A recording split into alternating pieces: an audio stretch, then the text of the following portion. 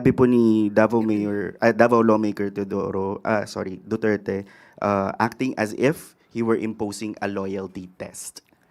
So, Ang pinag-uusapan po natin dito ay mga Pilipino. Pilipino na ang dapat ang puso ay para sa Pilipinas lamang. Hindi pinag-uusapan dito ang loyalty.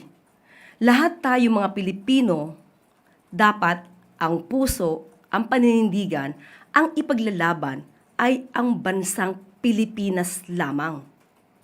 So kung Congressman Pulong Duterte ay pinag-uusapan ang loyalty ng Pilipinas, or rather ng mga Pilipino sa Pilipinas, lubhang katakataka. Very alarming para si isang katulad niya na mambabatas na lubhang para nagpapakita na ang kanyang loyalty ay hindi solido sa Pilipinas. So wala tayong nakikita na mali. No? Ang Pangulo, ang administrasyon ay wala nakikita na mali sa tinuran ni Secretary Gibo Teodoro. Ito ay pagpapakita ng pagmamahal sa ating bansa.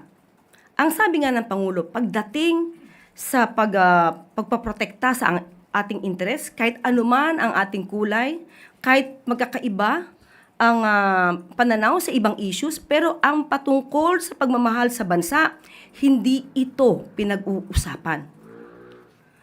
Huwag nating ang mga issues patungkol sa maging magandang relasyon sa bansang China ay iba sa issue ng pagprotekta sa ating interes. Totoo na meron tayong magandang relasyon sa China patungkol sa trade, investment, negosyo.